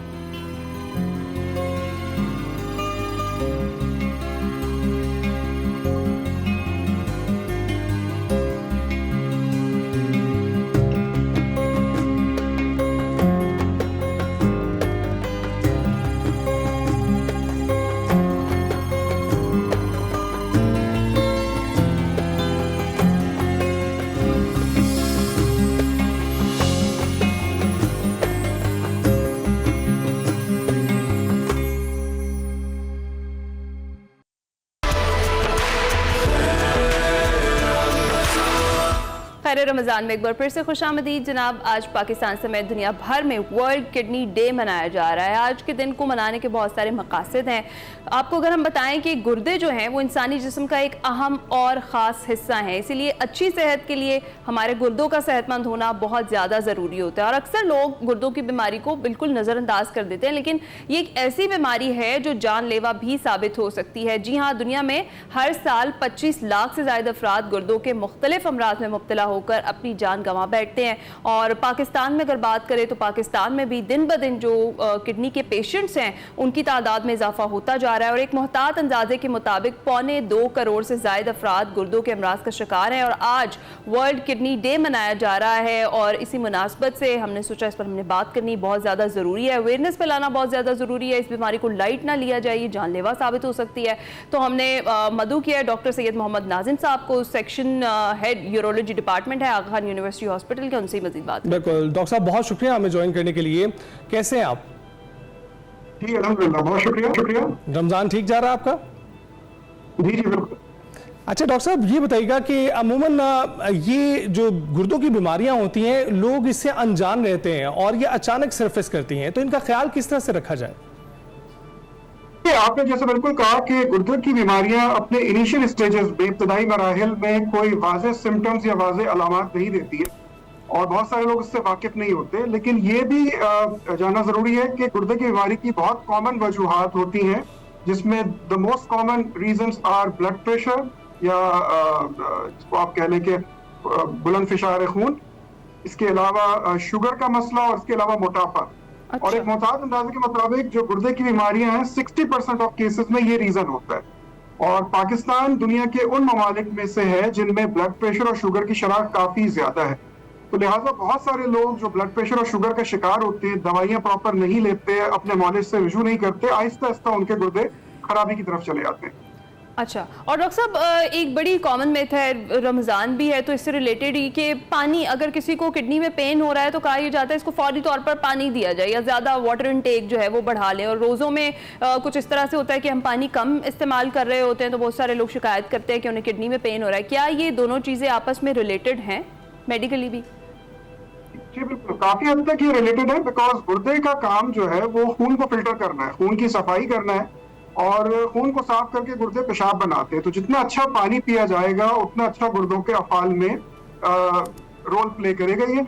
लेकिन इसमें भी एतदाल रखना जरूरी है और जब हम डिहाइड्रेटेड होते हैं, जब हम पानी का ख्याल नहीं रखते तो पेशाब में तेजाबियत बढ़ती है, पेशाब में फाजिल मवाद बढ़ते हैं और पानी का एक फ्लशिंग एक्शन भी होता है, यानी पानी की वजह से बैक्टीरिया जो है वो यूरिनरी ट्रैक्ट से फ्लश आउट होते रहते हैं। तो लिहाजा अगर पानी की कमी हो तो गुर्दे में इन्फेक्शन के मसाइल, गुर्दे में पथरी के मसाइल, गुर्दे की तेजाबियत, पेशाब में तेजाबियत का ज्यादा होना, ये सारे मसाइल होते हैं जो कि पेशाब में जलन, दर्द और तकालीफ का बाइस बनते हैं। और हमारे यहाँ देखा गया कि लोग पानी का खासा कम इस्तेमाल करते हैं और हम चूंकि एक हॉट क्लाइमेट में रहते हैं as compared to western area और हमारे यहाँ स्टोन के मसाइल भी काफी ज्यादा कॉमन है, तो लिहाजा ये बहुत जरूरी है कि कम से कम 8 से 10 गिलास पानी 24 घंटे में रोजाना। बिल्कुल ठीक। तो डॉक्टर साहब, एक जो मिथ है वो ये थी कि आपको इतने लीटर पानी जो है रोज पीना चाहिए। वैसे तो पानी आपको जब भी प्यास लगे आपको पीना चाहिए, लेकिन कुछ लोग स्टोर करना शुरू हो गए, ओवर हाइड्रेट करना शुरू हो गए, जो अब ये मिथ ब्रेक होना शुरू हो गई कि आपको ज्यादा पानी भी नहीं पीना चाहिए, गुर्दों को से इतना काम भी नहीं करवाना चाहिए जितना जिससे वो मुतासर होने लगे। ठीक कह रहे हैं आप। देखिए, आमतौर पर यह कहा जाता है कि 8 से 10 गिलास या 2 से 2.5 लीटर पानी मुनासिब होता है, लेकिन अगेन ये डिपेंड करता है कि जो इंसान के तर्ज जिंदगी के ऊपर, किस माहौल में वो रहते हैं, आउट गोइंग है या इंडोर काम करते हैं, एयर कंडीशन एनवायरनमेंट में या धूप में काम कर रहे हैं, तो पानी का इंटेक उसके हिसाब से वेरी करना चाहिए। अलबत्ता ये चीज बहुत जरूरी है कि पानी इतना पिया जाए जिससे शफाफ पेशाब खारिज हो, यानी यूरिन का कलर जो है वो ट्रांसपेरेंट होना चाहिए, उसमें कोई एम्बर कलर या येलो कलर पेशाब का नहीं होना चाहिए। इसी तरह पानी की ज्यादती जो है वो नुकसान देती है उन लोगों में जिनके गुर्दे ऑलरेडी कॉम्प्रोमाइज्ड होते हैं। अच्छा। यानी उनका बहुत ज्यादा काम नहीं कर रहे, तो आमतौर पर मौलिद जो है वो पानी को उन केसेस में रिस्ट्रिक्ट कर देते हैं कि 1.5 लीटर या 6 गिलास से ज्यादा पानी का इस्तेमाल ना किया। ठीक है। और डॉक्टर साहब, जिस तरह से आपने अभी बात भी की कि पहले से अंदाज़ा नहीं लगाया जा सकता कि किसी के गुर्दों का मसला है या नहीं जब तक कि प्रॉपर तशखीस ना हो जाए, और उससे पहले आपने किसी किस्म की कोई मेडिकेशन या कुछ अपनी तरफ से तदाबीर इख्तियार नहीं करनी। आप इस पर रोशनी डालेंगे कि कौन सी ऐसी चीज़ें या खुराकें हैं जो गुर्दों की बीमारियाँ लाहक करने का सबब बनती हैं? देखिए, इसमें चूंकि हमारी सोसाइटी जो है वो भी वेस्टर्नाइज कल्चर को फॉलो कर रही है और हमारी जो ग़िज़ा है वो मुतवाज़िन नहीं रही है, एक्सरसाइज की कमी है, पानी की कमी है और बहुत सारे जो सब्सटेंस हैं, अब्यूज़ वाली सब्सटेंस जिसमें तंबाकू और तंबाकू से मुतल्लिक मसनूआत हैं, उनका इस्तेमाल है।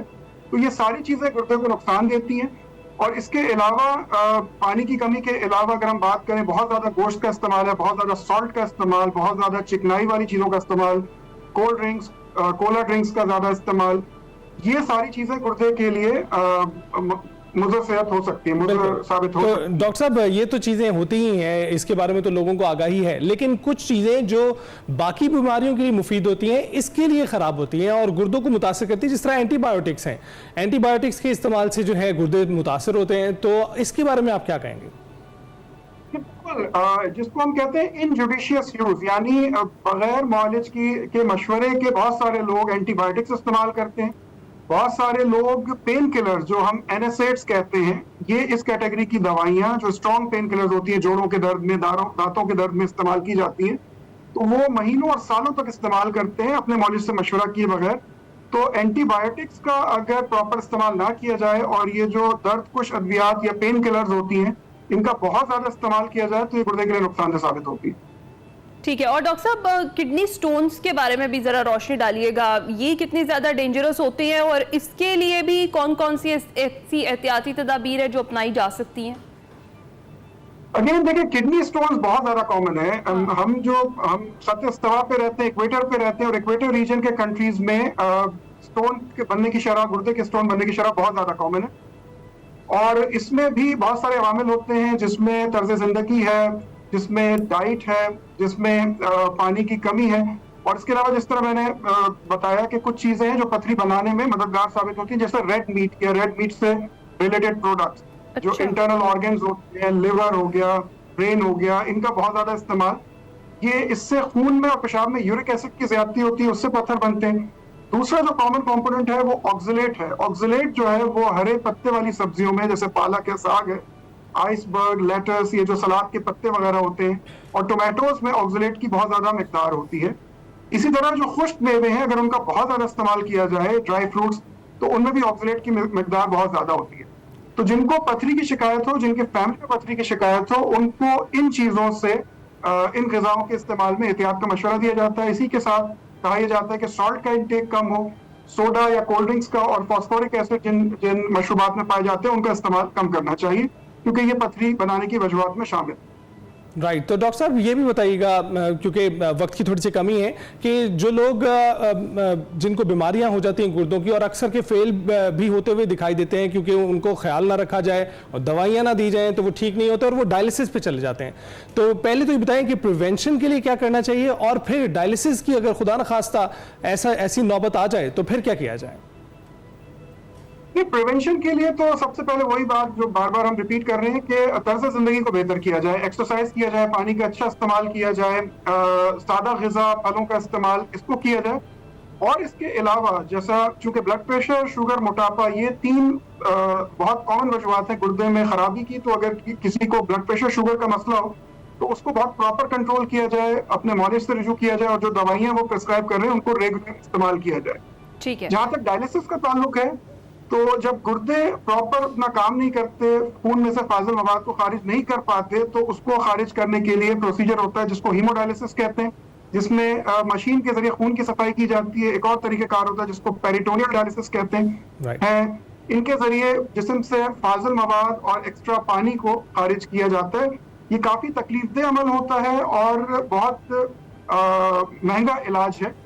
और दूसरा तरीका इलाज ये होता है कि अगर गुर्दे फेल हो जाएं तो फिर गुर्दों के ट्रांसप्लांट या पेवनकारी की जरूरत पड़ती है। ठीक है, बहुत ये काफी पेचीदा, जी ये काफी पेचीदा इलाज है, तो इसलिए इससे बेहतर है कि एहतियात जो है वो कर ली जाए। बिल्कुल ठीक है, बहुत शुक्रिया। डॉक्टर सैयद मोहम्मद नाजिम साहब हमारे साथ मौजूद थे। आज वर्ल्ड किडनी पर हम बात कर रहे थे कि जिस्म में बहुत इंपॉर्टेंट ऑर्गन है हमारे गुर्दे, इनका ख्याल आपने खुद ही रखना है अपनी डाइट के थ्रू, और जो जो एहतियाती तदाबीर आपको डॉक्टर साहब ने बताई हैं वो आपने जरूर अपनानी है। क्योंकि आपको पता है कि रमज़ान की वजह से बहुत ज़्यादा ज़रूरी होता है अपने गुर्दों का ख्याल रखना, और उसकी वजह से आप पूरा दिन पानी तो नहीं पी पाते, लेकिन अफ्तार से सहर तक आपके पास वक्त होता है कि जो कमी आपको सारा दिन रही है वो पूरी कर सकें आप। तो अपनी सेहत का ख्याल रखें, अपने गुर्दों का ख्याल रखें। हम ब्रेक के बाद हाजिर होंगे।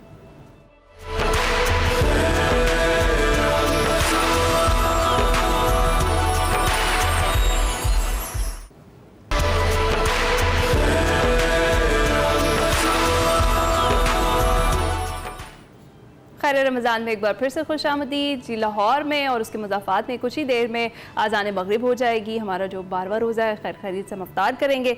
गुफ्तगू का सिलसिला वहीं से आगे बढ़ाते हैं। डॉक्टर साहब, जिस तरह से भी हम बात कर रहे थे, अख़ुवत माशाल्लाह से बेहतरीन काम कर रहे हैं हर जगह पे, हर तरह से। गवर्नमेंट का जो एक ट्रस्ट लेवल है वो भी बहुत ज़्यादा है, आवाम मतलब सबका ही है। जिस तरीके से सब मैं जिस तरह से वाक़यात आप बता रहे थे कि किसी के पास कुछ भी नहीं होता और वो भी देने के लिए आ जाता है, तो ये बड़ी इंपॉर्टेंट चीज़ें हैं। और आजकल जो प्रोजेक्ट एक अपना घर अपनी छत के नाम से, वो भी अख़ुवत के अम्ब्रेला के अंदर आ गया है, उस पर भी ज़रा रोशनी डालें, वो क्या प्रोजेक्ट है? जी, ये देखिए, ये बुनियादी तौर पर हुकूमत पंजाब का प्रोजेक्ट है और बहुत बड़ा प्रोजेक्ट है। वज़ीर आला पंजाब ने कहा कि हम 1 साल में 1 लाख घर बनाना चाहते हैं। अच्छा। तो वो गरीब मुस्तक लोग जिनके 5 मरला का प्लॉट है या इससे कम का प्लॉट है, उसको बगैर सूद के कर्जा दिया जाए 15-15 लाख रुपए।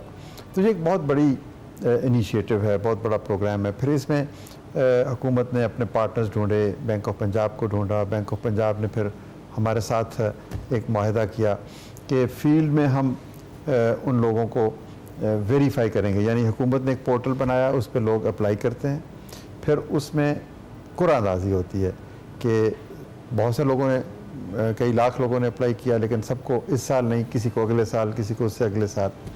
तो जिनकी कुरानंदाज़ी में नाम निकलते हैं, बड़े एक शफाफ तरीके से वो कुरानंदाज़ी होती है, वो फिर नाम हमारे पास आते हैं। हम फिर जाकर गली गली हर शहर में उसको जाके वेरीफाई करते हैं कि क्या वाकई दुरुस्त आदमी है, इसका किस तरह का मामला है, लेन देन में कैसा है, बैंक की इसकी कोई पहले डिफ़ॉल्ट तो नहीं है कोई, और जो हुकूमत के दूसरे एलिजिबिलिटी के इंडिकेटर्स बनाए गए हैं तो उसके मुताबिक हम परखते हैं, फिर उसका नक्शा बनाने में मदद देते हैं, फिर उसको एक साथ की सूरत में रकम मिलती है। और ये शायद बहुत से लोगों को पता नहीं कि पिछले 4 महीनों में 20,000 के करीब ऐसे लोगों को फंडिंग हो चुकी है और उसमें से 4-5 हज़ार लोगों ने घर भी बना लिए हैं। क्योंकि ये जो घर हैं ये 5 मरले या इससे कम के 2 या 3 कमरे या 2 कमरों पे एक किचन भी होता है, तो लोग 4-5 महीनों में बना लेते हैं। तो डॉक्टर साहब, अपनी छत अपना घर जैसे और भी प्रोजेक्ट्स इस वक्त अख़ुवत के जी बहुत से प्रोग्राम है। वज़ीर आज़म पाकिस्तान का एक प्रोग्राम है, prime minister youth loans and agri loans. उसमें नौजवानों को कर्ज़े दिए जाते हैं और ज़राअत के लिए कर्ज़े दिए जाते हैं। वो वफाकी हुकूमत का, मौजूदा वज़ीर आज़म का बहुत बड़ा एक इनिशिएटिव है। उसमें भी हुकूमत काम कर रही है। हुकूमत के साथ और भी कई इदारे शामिल हैं। तो हमारा चूँकि ज़रा स्केल बड़ा है, इसलिए हमारा नाम ज़रा ज़्यादा आ जाता है। But I would like to give credit to many other institutions, micro finance institutions, जो इसी तरह के बगैर सूद के कर्ज़े देते हैं। और ये गवर्नमेंट की जितनी भी स्कीमें हैं, तो मैं अप्रिशिएट करूँगा।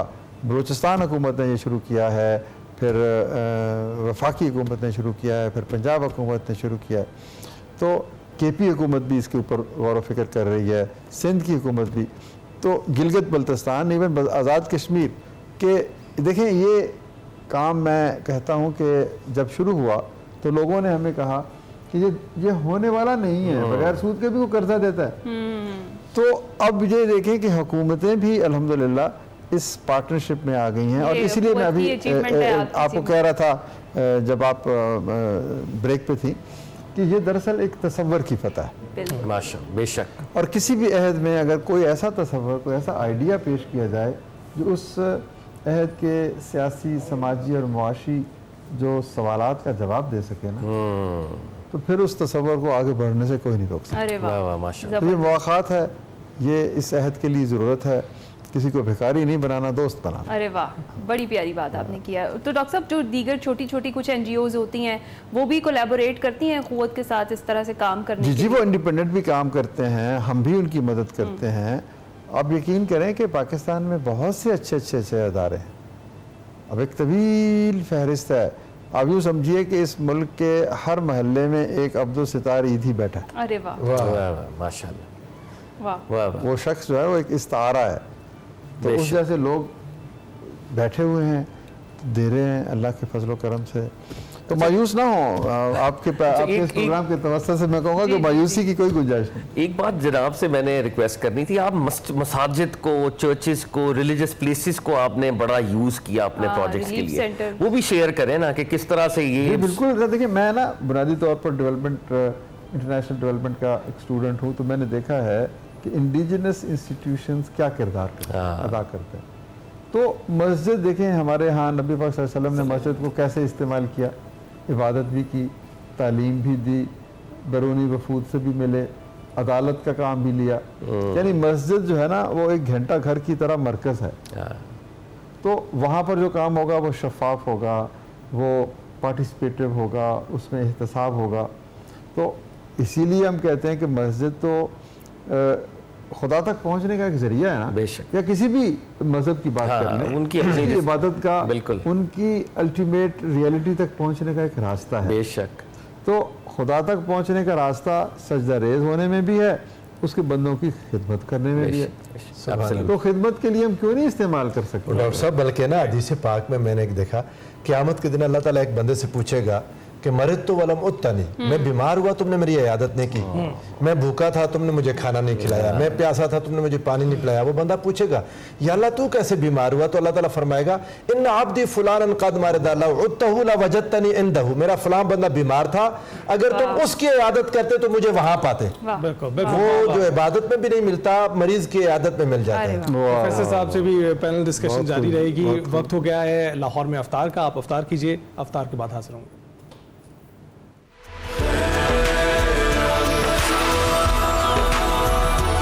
खुला है सभी के लिए बाब रहमत, वहाँ कोई रुतबे में अदना न आली, मुरादों से दामन नहीं कोई खाली, कतारें लगाए खड़े हैं सवाली।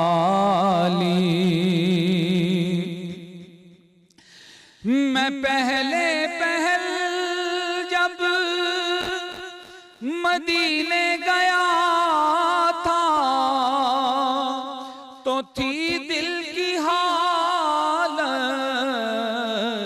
तड़प जाने वाली, वो दरबार सचमुच मेरे सामने था, वो दरबार सचमुच मेरे सामने था। तसव्वुर था जिसका अभी तक ख्याली, मैं एक हाथ से दिल संभाले हुए था तो थी दूसरे हाथ रोज़े की जाली, दुआ के लिए हाथ उठते तो कैसे, ना ये हाथ खाली ना वो हाथ खाली, मुरादों से दामन नहीं कोई खाली, कतारें लगाए खड़े हैं सवाली। वाह सुभान अल्लाह, बहुत खूब मुदस्सर हमदानी साहब, जज़ाकल्लाह। लाहौर में अफ्तार हो चुका है, उम्मीद है आपने खैर खैरियत से अफ्तारी कर ली होगी और अब से कुछ ही देर बाद कराची में अफ्तार हो जाएगा। हमारी गुफ्तगू बड़ी ज़बरदस्ती चल रही है। हमारे ख़ास मेहमान डॉक्टर अमजद साकिब साहब हमारे साथ मौजूद हैं। अखुवत जो आलमी सतह पर इसको रिकग्निशन मिली है और जो अमजद साकिब साहब को मिली है, हम उनके कामों पर बात कर रहे हैं और किस किस तरह से वो कह रहे हैं कि मायूस आपने बिल्कुल नहीं होना, सोसाइटी में इस तरह के बहुत सारे लोग मौजूद हैं जो अभी भी मदद का जज्बा रखते हैं। तो सर क्या कंक्लूड करेंगे, क्या मैसेज आज के दिन पे आप देना चाहेंगे? बस यही मैसेज जो आपने दे दिया, मायूसी कुफर है और मेहनत जो है वो अल्लाह का हुक्म है, और नताइज छोड़ दीजिए। फिर मायूस नहीं होना, पुरुमीद रहना और अपनी बेहतरीन स्ट्रगल, अपनी बेहतरीन कावश।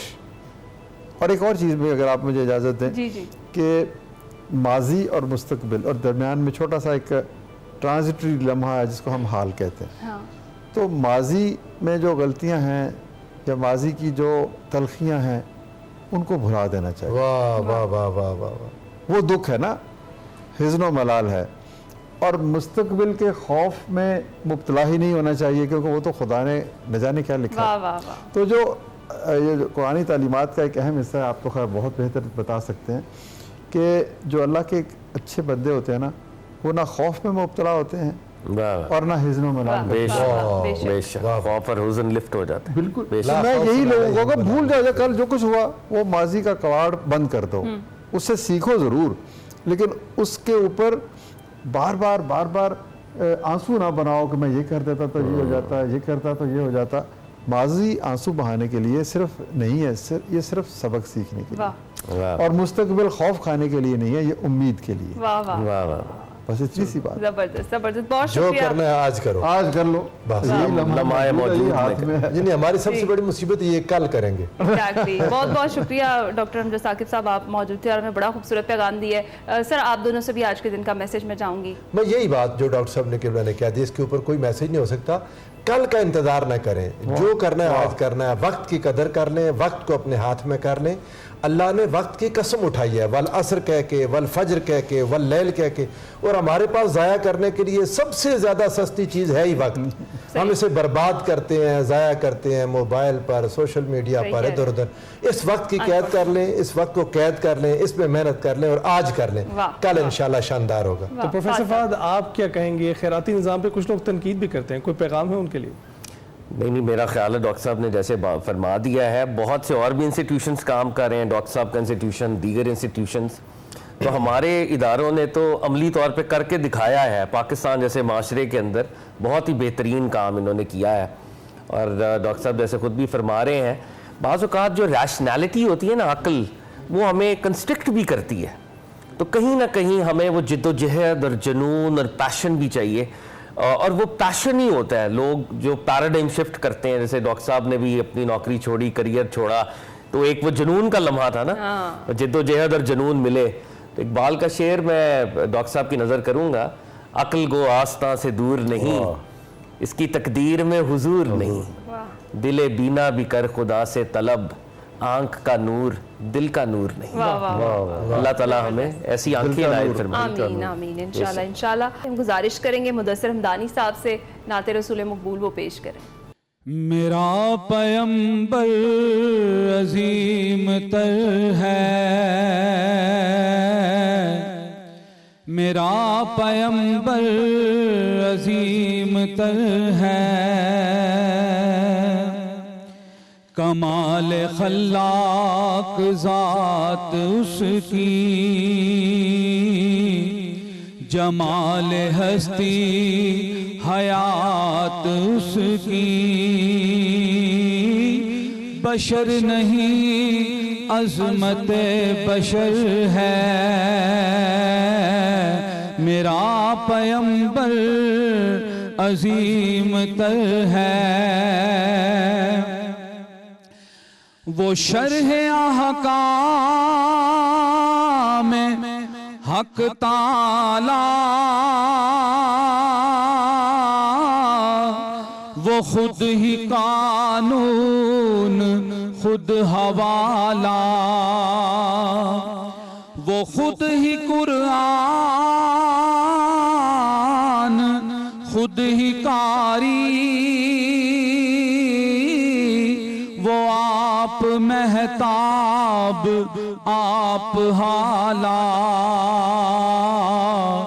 वो अक्स भी और आईना भी,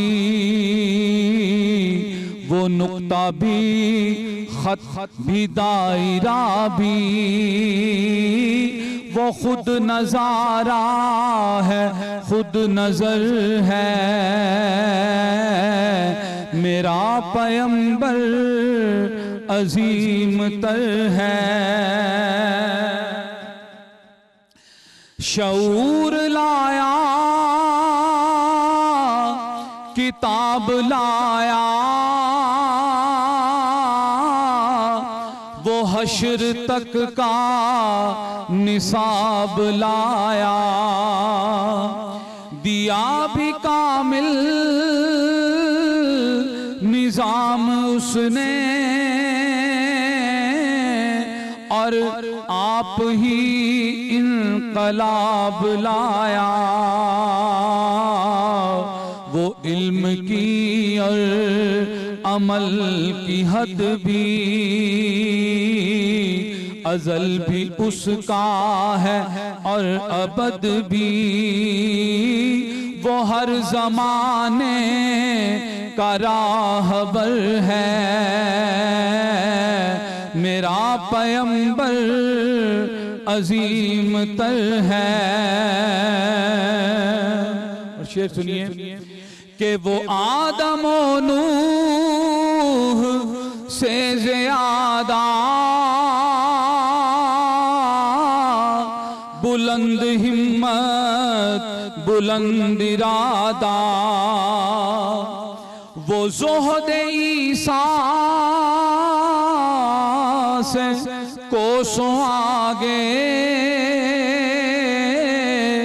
जो सबकी मंजिल वो उसका जादा, हर एक पैगंबर निहाँ है उसमें, बल्कि हजूम पैगंबरा है उसमें। वो जिस तरफ है खुदा उधर है, वो जिस तरफ है खुदा उधर है, मेरा पैगंबर अजीम तर है, मेरा पैगंबर अजीम तर है।